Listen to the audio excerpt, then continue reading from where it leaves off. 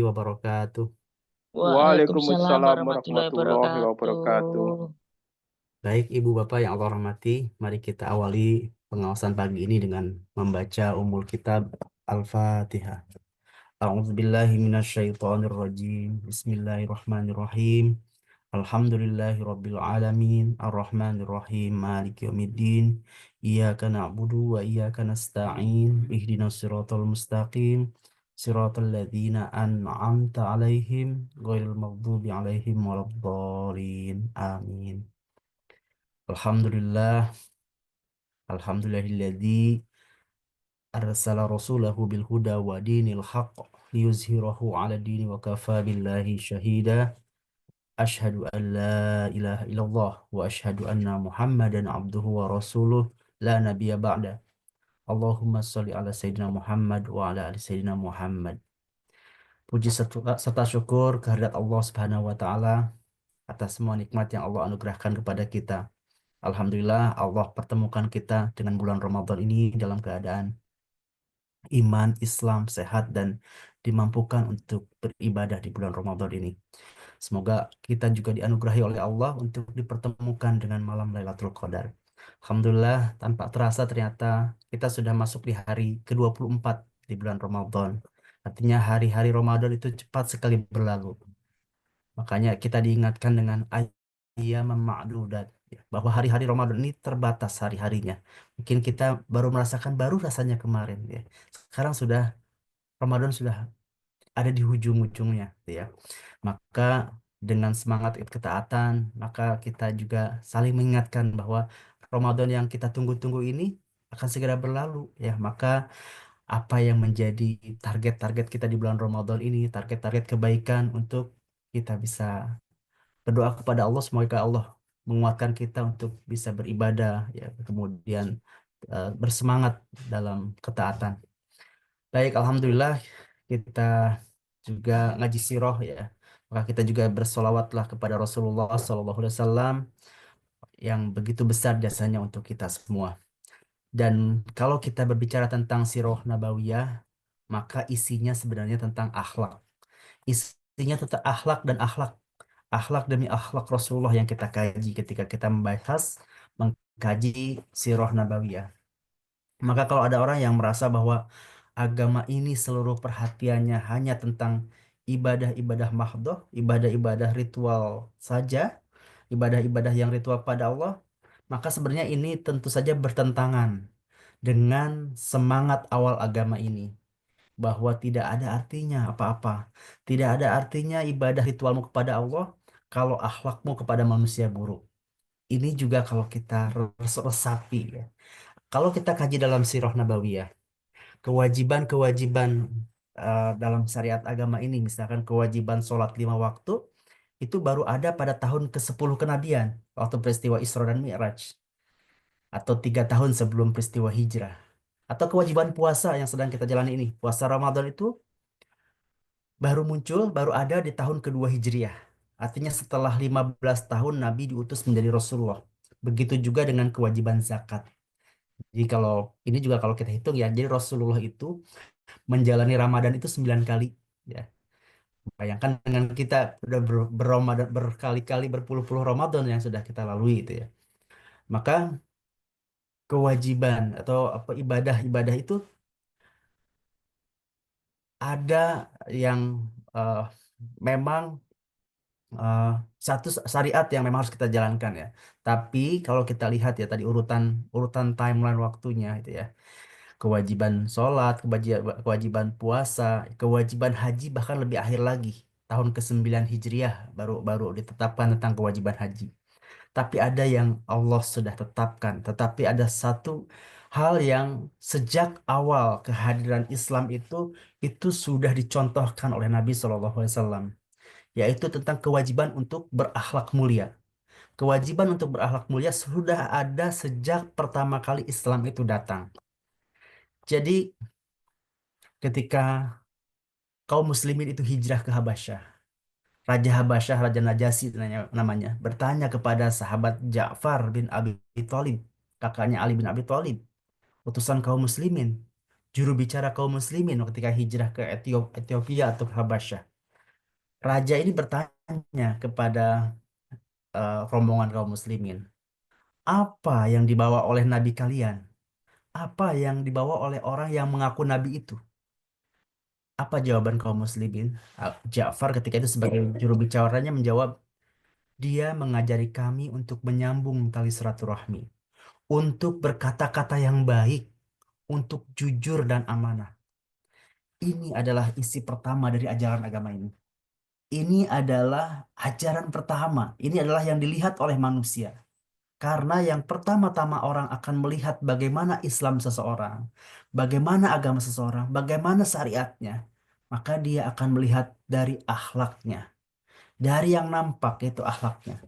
Maka jangan sampai kemudian orang hijrah, orang semangat untuk beragama dalam kehidupan, tapi hanya mengembangkan ibadah-ibadah ritual saja, tetapi akhlaknya, akhlak terhadap sesama malah menjadi buruk. Jangan sampai seperti itu. Nah, kalau kita belajar tentang bahwa syariat-syariat diturunkan, ada runtutan timelinenya. Tapi tadi tentang tuntutan ataupun contoh tentang akhlak mulia itu sudah ada sejak hari pertama Islam itu hadir. Nah, kisah tentang bagaimana pengalaman Rasulullah dari Gua Hiro ini juga bisa jadi pelajaran inspirasi buat kita.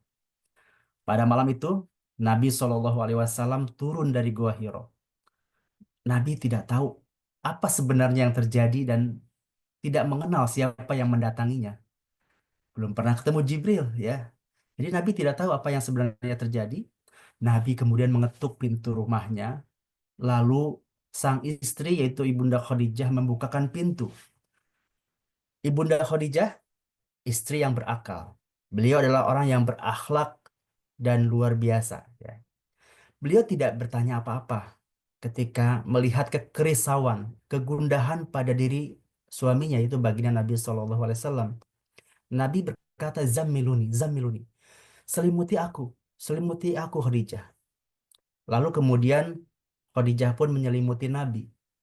Khadijah tidak memaksa Nabi untuk bercerita pada saat itu.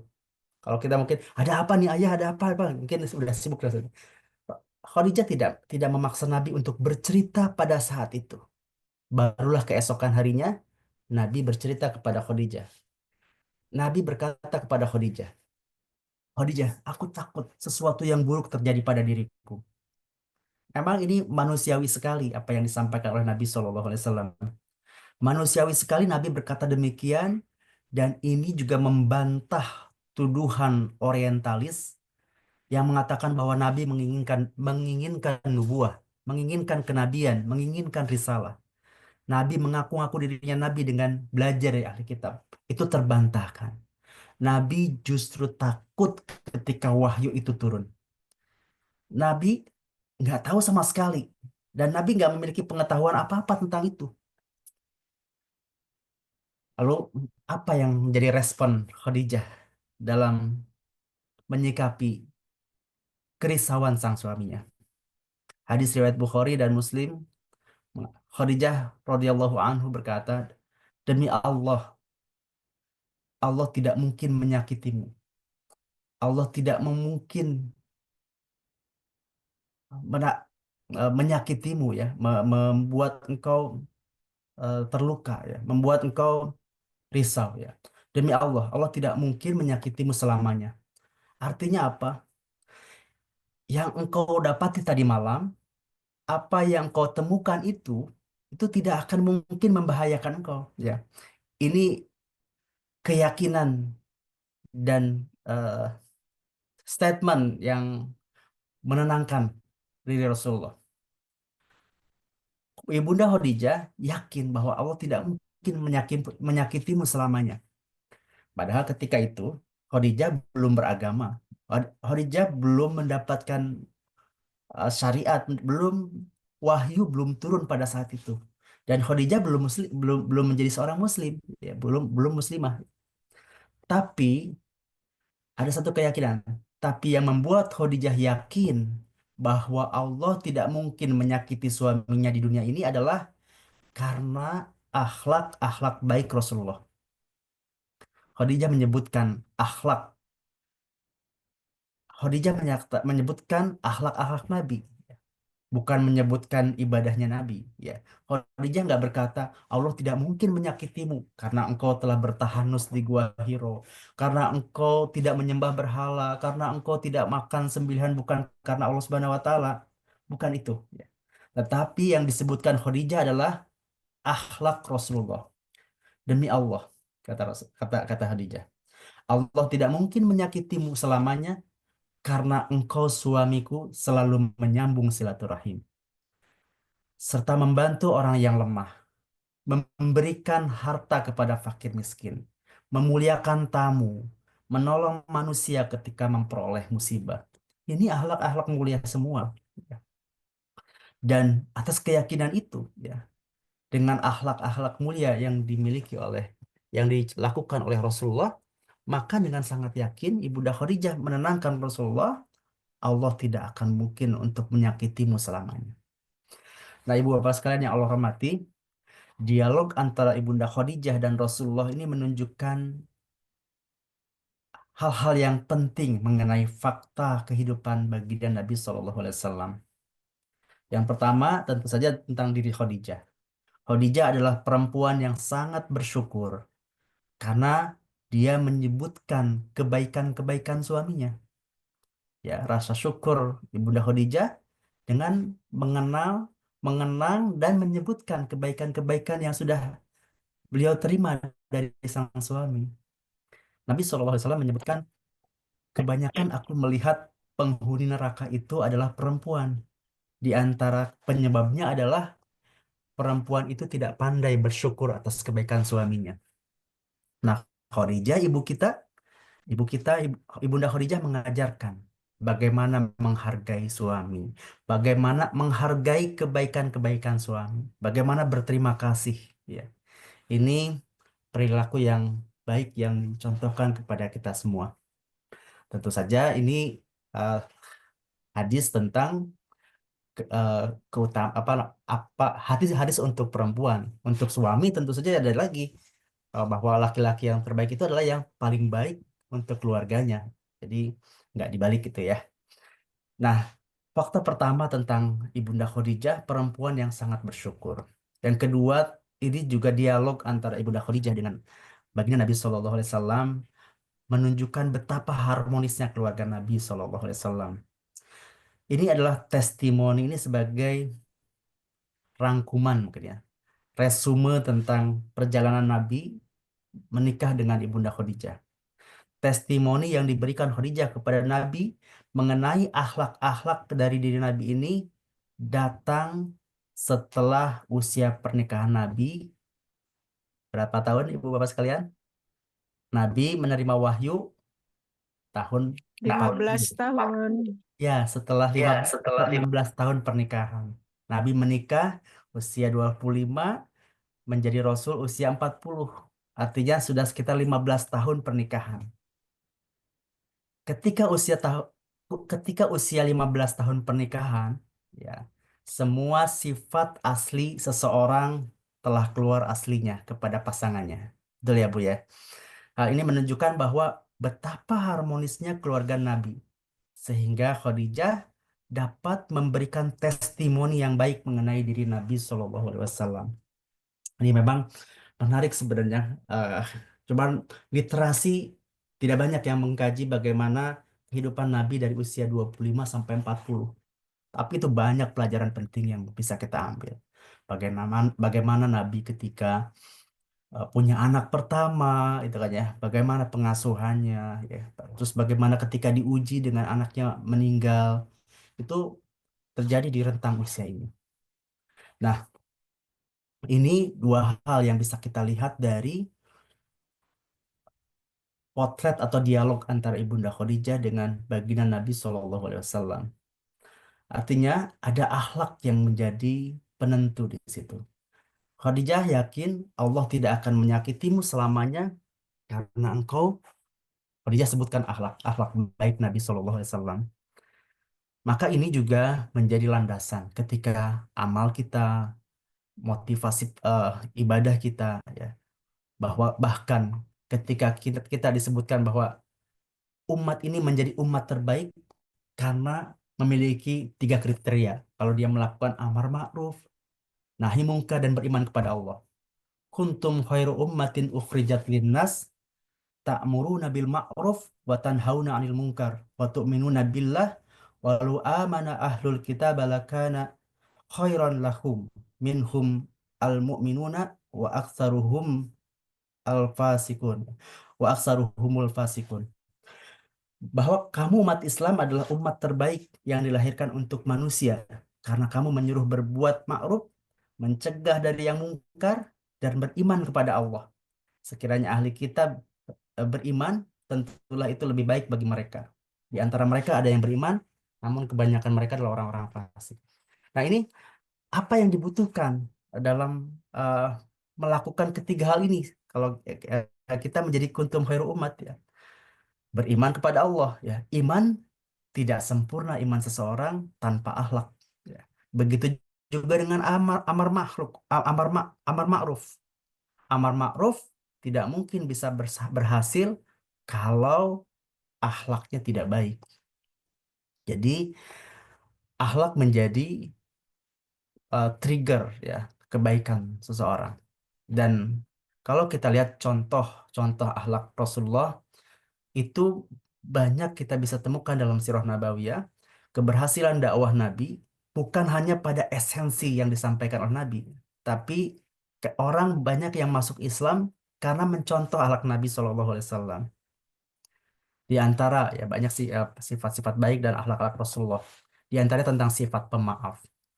Huzil afwa. Al-Quran mengajarkan kita tentang memberi maaf. Nah, sifat pemaaf Nabi kita bisa contoh dalam sebuah peristiwa ketika Nabi memperlakukan Raja Yamamah. Namanya Sumamah bin Usal, Raja Bani Hanifah ya, yang telah membunuh utusan Rasulullah. Kisah Nabi memperlakukan Sumamah bin Usal ini juga menjadi pembelajaran dan menjadi jalan hidayah bagi Sumamah gitu ya. Dalam hadis riwayat Muslim menyebutkan bahwa suatu hari Nabi ini kan mengirimkan surat kepada Raja Bani Hanifah. Rasulullah mengirimkan surat-surat lah kepada pembesar-pembesar di Jazirah Arab dan di wilayah sekitarnya. Nah, dikirimkanlah surat kepada Raja Bani Hanifah untuk masuk Islam. Nah, bukannya menerima ajakan Nabi, justru sahabat yang membawa surat tersebut malah dibunuh. Sampai Nabi berkata, darah Sumamah ini halal ya. Ini kaum muslimin boleh membunuhnya dengan keputusan tertinggi dari negara itu ya. Nah, suatu hari Sumamah ini Sumamah bin Usal ini berniat pergi ke Mekah untuk umroh. Nah, jadi zaman jahiliyah itu sudah ada umroh ya. Cuman mungkin dari sisi tradisi ataupun juga cara-caranya masih dengan cara-cara jahiliyah. Jadi dia tidak Islam, tetapi dia berniat untuk umroh. Tawaf, berkeliling Ka'bah, melakukan penyembelihan untuk para berhala yang ada di sana. Nah, pada waktu itu, pasukan Rasulullah berada di perbatasan luar kota Madinah dan bertemulah dengan rombongan Sumamah hingga ditangkaplah Sumamah bin Utsal ini. Sahabat nggak ada yang tahu nih bahwa ya ini yang ditangkap ini adalah Sumamah, raja dari Bani Hanifah. Lalu Sumamah dibawa kepada Rasulullah. Dan pada saat Rasul melihat Sumamah bin Utsal, Rasul bertanya kepada para sahabat, kalian tahu nggak siapa orang ini? Kata Rasulullah ya. Lalu sahabat berkata, kami tidak tahu ya Rasulullah. Lalu Nabi berkata, ini Sumamah bin Utsal. Ikat dia dan perlakukan dengan baik. Ini ya, kita perhatikan perintah Nabi. Ikat dia dan perlakukan dengan baik. Lalu Sumamah diikat pada tiang Masjid Nabawi, tetapi dengan tali yang kendur, ya, sehingga dia masih bisa bergerak, namun nggak bisa lari, nggak bisa kabur. Sumamah lihat nih aktivitas orang-orang Islam. Dia melihat bagaimana kaum muslimin sholat, bagaimana beribadah dan sebagainya, mereka berinteraksi. Lalu Nabi perintahkan kepada sahabat, siapkan makanan yang paling baik Apa kata Nabi kepada tawanan ini? Siapkan makanan yang paling baik dan susu yang baik untuk Sumamah bin Utsal. Jadi Sumamah ditahan setiap pagi dan sore para sahabat ini memerahkan susu unta. Bahkan spesial nih, susu unta milik Rasulullah Shallallahu Alaihi Wasallam dan diberikannya kepada Sumamah bin Utsal. Kemudian Nabi kemudian datang mendekat kepada Sumamah, lalu Nabi berkata, kamu punya apa Sumamah? Gitu ya. Lalu Sumamah menjawab, aku punya kekayaan yang sangat besar. Karena memang Yamamah ini, eh, Bani Hanifah ini penghasil gandum yang besar. Gitu ya. Aku punya kekayaan yang sangat besar. Kalau engkau membunuhku, maka aku ini orang yang mempunyai darah. Aku ini adalah orang yang mempunyai darah. Maksudnya apa? Artinya, pasti akan datang dari kabilahku yang akan menuntut balas darah yang tertumpah. Tetapi kalau engkau membebaskanku, kata Sumamah, aku ini orang yang tahu terima kasih. Kalau engkau ingin meminta harta dariku, maka aku akan berikan, kata Sumamah. Nabi mendengar jawaban Sumamah, Nabi tersenyum dan meninggalkan Sumamah. Tidak menarik sebenarnya apa yang ditawarkan oleh Sumamah. Lalu keesokan harinya, Nabi datang lagi dan berkata kepada Sumamah, Sumamah kamu punya apa? Ya, namun Sumamah mengulang kata-katanya. Dan Nabi tersenyum dan pergi lagi. Hingga sampai kemudian hari ketiga Nabi datang lagi dan berkata, Sumamah, kamu punya apa?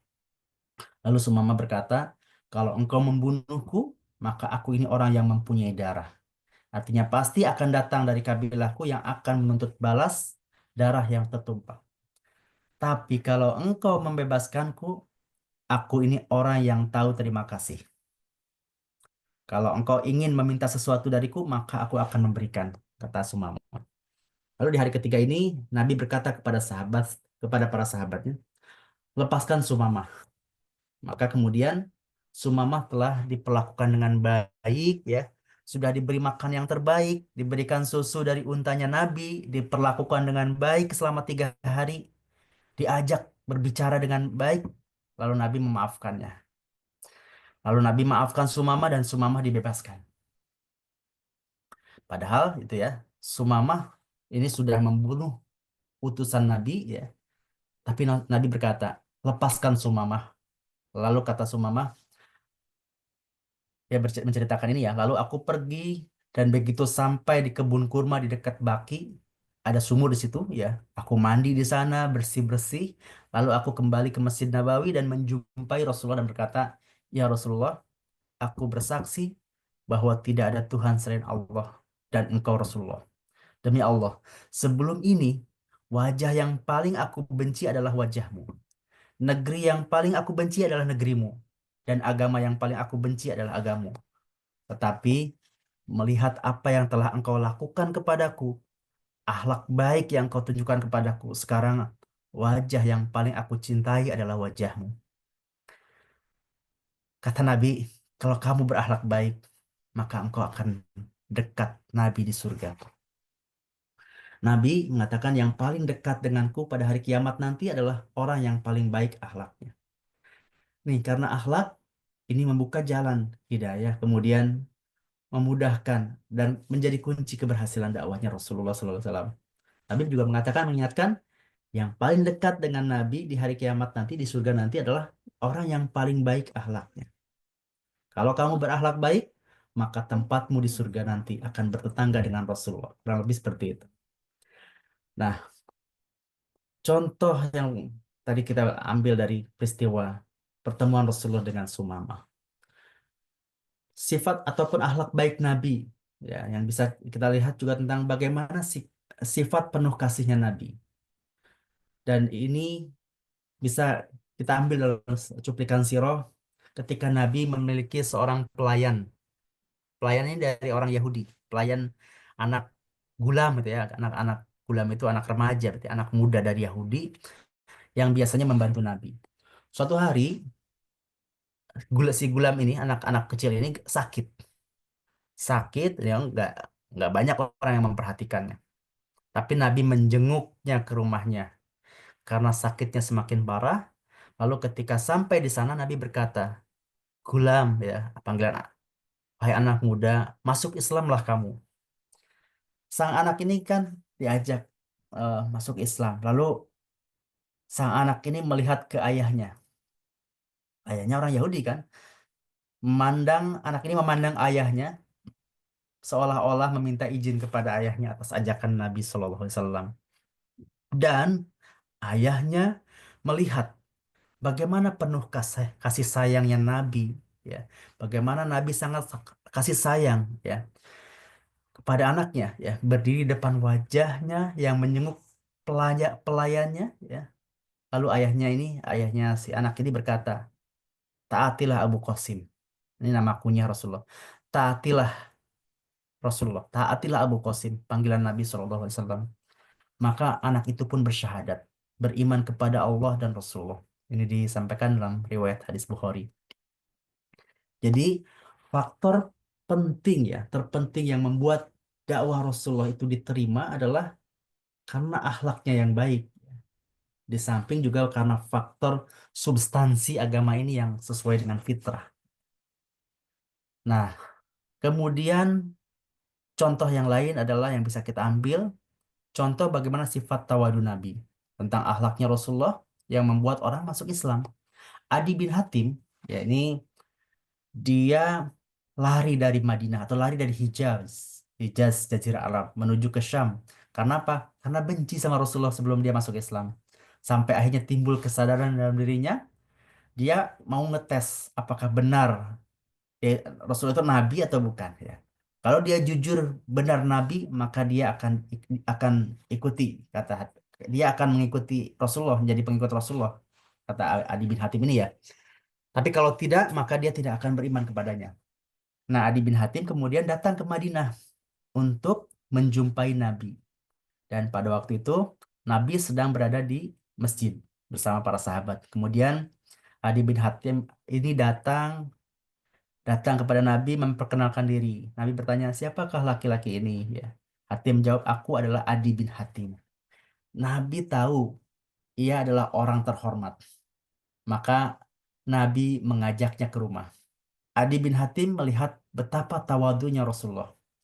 Nabi eh, dan pada saat jalan menuju rumahnya, dari masjid kan gak jauh ya ke rumah Nabi itu, ya. Nabi dihentikan oleh perempuan yang sudah tua dan lemah. Nabi diajak bicara beberapa kebutuhan perempuan itu dan Nabi mendengarkan dengan seksama. Ini juga dengan active listening, ya, dicontohkan oleh Rasulullah. Nabi mendengarkan dengan penuh seksama, ya. Nabi tidak memotong pembicaraan perempuan itu dan mengikuti apa yang ia inginkan. Adi bin Hatim yang ada di samping Nabi, dalam hatinya Adi bin Hatim, ya, ini pasti bukan raja. Ini pasti Nabi yang memiliki sifat tawadu seperti ini. Kalau dia seorang raja, pasti akan ada jarak dengan rakyat jelata.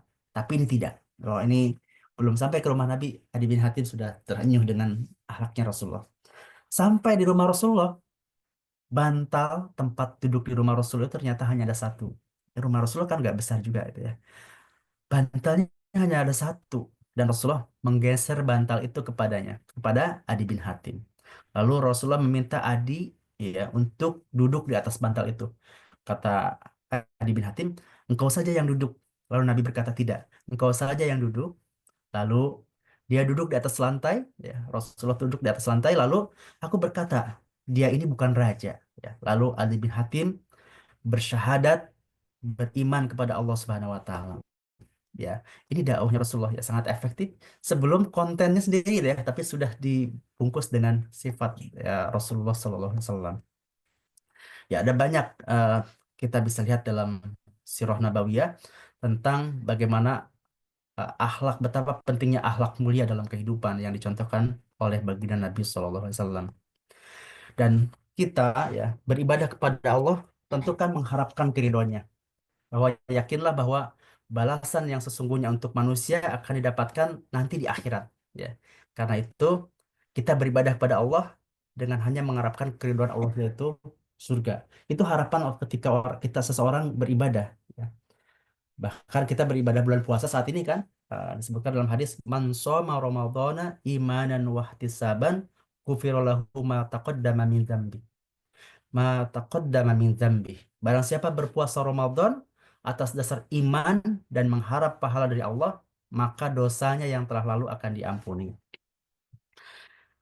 Dalam surat Al-An'am, Auzubillahi minasyaitonirrajim, Qul inna solati wa nusuki wa mahyaya wa mamati lillahi rabbil alamin. Katakanlah Muhammad, sesungguhnya solatku, ibadahku, hidupku dan matiku hanyalah untuk Allah Tuhan seluruh alam. Tapi ya, beribadah itu ya, kita mengharapkan pahala ya, pahala dari Allah Subhanahu wa taala. Tapi yang menarik adalah, tapi kalau kita berakhlak mulia, maka Allah membayarnya tunai ketika hidup di dunia. Jadi bayaran ganjaran pahala ibadah mungkin bisa kita rasakan di dunia atau juga nanti pahala untuk di akhirat. Tapi kalau berakhlak mulia, maka Allah akan membayarnya tunai, nggak nunggu di akhirat, bahkan dibayar tunai di dunia. Ini tentang the power of akhlak dalam kehidupan kita. Jadi kalau hasil ibadah ritual mungkin akan didapatkannya di akhirat asal ikhlas ya dan memenuhi syarat-syarat dan rukunnya ya.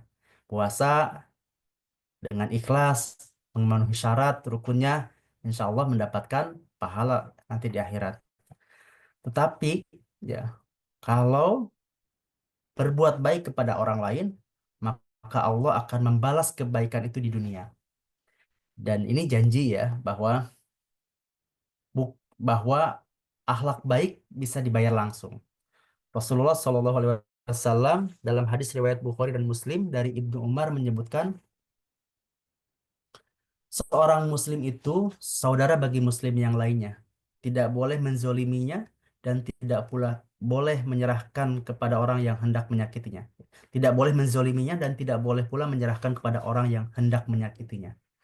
Barang siapa yang memperhatikan kebutuhan saudaranya, maka Allah akan memperhatikan kebutuhannya. Ini janji Allah ya. Allah akan memperhatikan kebutuhannya. Barang siapa yang melapangkan kesulitan seorang muslim, niscaya Allah akan melapangkan kesulitan-kesulitannya di hari kiamat. Dan barang siapa yang menutupi kesalahan seorang muslim, niscaya Allah akan menutupi kesalahannya kelak di hari kiamat. Ya, jadi Pak dalam hadis lain ya Nabi juga sebutkan hadis riwayat Muslim. Allah senantiasa membantu seorang Muslim selagi Muslim itu membantu saudaranya. Dibayar tunai ya. Ya, balasan kebaikan, akhlak baik itu dibayar tunai. Balasan lain tentu di akhirat lebih besar lagi. Hadis riwayat dari Abu Hurairah meriwayatkan oleh Imam Tirmizi bahwa Nabi Shallallahu Alaihi Wasallam ditanya, Rasulullah Shallallahu Alaihi Wasallam ditanya mengenai perkara yang banyak memasukkan seseorang ke dalam surga. Nabi menjawab, takwa kepada Allah dan berakhlak yang baik. Takwa dan akhlak yang baik. Jadi yang paling banyak membuat orang masuk surga adalah karena bertakwa kepada Allah dan berakhlak yang baik. Kepada Allah, ya, tingkatkan ketakwaan. Kepada manusia, berakhlak yang baik. Itu kan rumusnya ya. Jadi, bahkan disebutkan juga bahwa kesempurnaan keimanan seorang muslim ya, itu ditentukan oleh akhlaknya. Akmalul mu'minina imanan ahsanuhum khuluqan wa khiyarukum linis linisat ikhim khuluqa ya orang mukmin yang paling sempurna keimanannya adalah ia yang memiliki akhlak yang terbaik ya bahkan disebutkan bahwa kesempurnaan keimanan seseorang orang mukmin yang paling sempurna keimanannya ialah yang memiliki akhlak yang baik, akhlak terbaik. Yang terbaik di antara kalian adalah yang terbaik akhlaknya kepada pasangannya. Insya Allah ya. Innal mu'minuna la yudriku bi husni khuluqihi darajah al-shaimi al-qaimi. Sesungguhnya seorang mukmin akan mendapatkan kedudukan ahli puasa dan sholat dengan akhlak baiknya. Ya, jadi puasa kita, sholat kita, ibadah kita, ya itu untuk mendapatkan kedudukan itu juga didukung dengan akhlak yang baik. Ibunda Aisyah radhiyallahu anha berkata, aku mendengar Nabi SAW berkata, sungguh orang-orang yang beriman dengan akhlak baik, mereka bisa mencapai atau menyamai derajat mereka yang menghabiskan seluruh malamnya dalam sholat dan seluruh siangnya dengan berpuasa. Jadi semangat kita untuk ibadah puasa, iktikaf sepanjang malam kita bermunajat ya, disertai maka itu itu sesuatu yang mulia, sesuatu yang baik ya. Namun juga akhlak mulia, akhlak baik juga eh, punya derajat untuk bisa menyamai amalan tersebut. Bahkan Allah akan jaga kehidupan jika seseorang atau kita itu berakhlak baik. Jaga akhlakmu, maka Allah akan menjaga kehidupanmu di dunia juga nanti di akhirat insya Allah. Maka ketika disebutkan kata hijrah, kata taubat, maka itu bukan berarti cuma memperbaiki ibadah, ya, bukan memperbaiki ritual ibadah mahdoh kepada Allah, tapi harus memperbaiki akhlak kepada sesama. Ya. Jangan sampai orang semangat menunaikan ibadah sesuai dengan sunnah, ya, dengan ada dasar segala macam kajian apa dengan kajian mengikuti sunnah Rasulullah, tapi jangan sampai menyakiti sesama itu ya dengan uh, merendahkan ulama ataupun juga menyakiti sesama Muslim. Jadi mulai segala sesuatu mulailah dengan akhlak, maka apapun akan sukses jika dimulai dengan akhlak. Dan di Salah ataupun juga Sirah Nabawi kita lihat bahwa pengajaran tentang akhlak itu sudah diajarkan, sudah dimulai dari sejak awal Islam ini ataupun risalah Islam ini, risalah kenabian ini dimulai. Ya. Bahwa ibadah besar sekelas dakwah, ibadah besar sekelas hijrah, modal utamanya adalah memiliki akhlakul karimah, akhlak yang baik. Inilah teladan dari baginda Nabi SAW dan kita diperintahkan untuk mengikutinya. Laqad kana lakum fi Rasulillahi uswatun hasanah liman kana yarjullaha wal yaumal akhirah wa dzakarallaha katsiran. Sungguh telah ada pada diri Rasulullah itu suri teladan yang baik, yaitu bagi orang yang mengharap rahmat Allah dan kedatangan hari kiamat dan yang banyak mengingat Allah. Demikian pagi hari ini kita kaji tentang bagaimana belajar ya tentang bahwa Allah tidak mungkin menyakiti kita, Allah kita tidak mungkin menyakitimu penyakit kalau engkau berbuat kalau baik. engkau Kurang lebih seperti itu yang tema besar dari kajian pagi hari ini. Semoga bermanfaat. Kurang lebihnya mohon dimaafkan kalau ada kesalahan dalam hal penyampaian dan kekurangannya.